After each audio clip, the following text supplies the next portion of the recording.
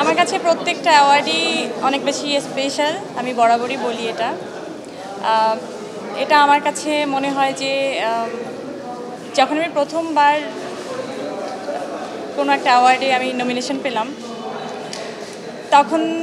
তখনই মনে হয় যে ওইটাই আমার কাছে অনেক বড় ব্যাপার হয়ে দাঁড়ায়, যে নমিনেশনটা অনেক বড় ব্যাপার, পার্টিসিপেন্ট করাটা ব্যাপার, অনেক বড় ব্যাপার আমার কাছে। সেখান থেকে জিতে আসা তো অনেক বড় কিছু আমার জন্য। আর যেভাবে আপনারা অনেক বেশি ভালোবাসা দিয়েছেন রঙিলা কিতাবকে, সেটা আসলে আমার জন্য বলতে গেলে মাইল ফলকই।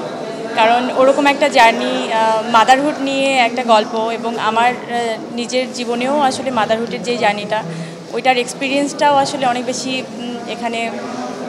আমার মনে হয় যে আমি যদি নিজের লাইফে আসলে ওই জার্নিটা না পার করতাম, তাহলে হয়তো ওই ক্যারেক্টারটাকে মানে কানেক্ট ওইভাবে আমি করতে পারতাম না। কানেকশানে কোথাও না কোথাও একটা, আমি জানি না আমি 100% ট্রাই করতাম, কিন্তু ওইভাবে আমি পারতাম কি না আমি জানি না। কিন্তু আমার জীবনের ব্যক্তিগত জার্নিটা অনেক বেশি সহজ করে দিয়েছে এই রঙিলা কিতাবের ক্যারেক্টারটা করার জন্য। আর যেভাবে ক্যারেক্টারটাকে সবাই বেশি ভালোবেসেছেন, যেভাবে সবাই বলেন রঙিলা কিতাব 2 কবে আসবে, আমি আসলেই আপনাদের প্রতি অনেক বেশি কৃতজ্ঞ।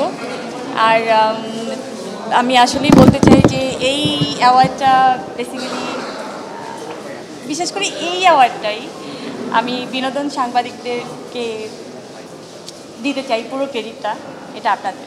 আমার মনে হয় শুধু আমি এনজয় করিনি, আপনারা সবাই এনজয় করেছেন। কারণ সবাই আমরা নিজেরা ছিলাম, খুব কাছের মানুষজনই ছিল, যাদেরকে আমি খুব বেশি ভালোবাসার মানুষজনরা ছিল ওখানে। আর আমার মনে হয় আপনারাও আমাকে খুব ভালোবাসেন। আর সেই ভালোবাসা থেকেই আপনারা ওখানে গেছিলেন, সবাই বেশি এনজয় করেছেন, আমি এটা বিশ্বাস করি। ওই যে বললাম উৎসব মুখর, যখন বিনোদন সাংবাদিকরা সবাই মিলে একটা প্রোগ্রাম করে, ওইটা তো আসলে বিনোদিত না হয়ে কোথায় যাবে, এটা তো কোনো সুযোগ নেই। তো খুব বেশি ভালো লেগেছে, শৃঙ্খলার মধ্যে একটা সুন্দর পরিবেশে আপনারা সুন্দর একটা আয়োজন করেছেন।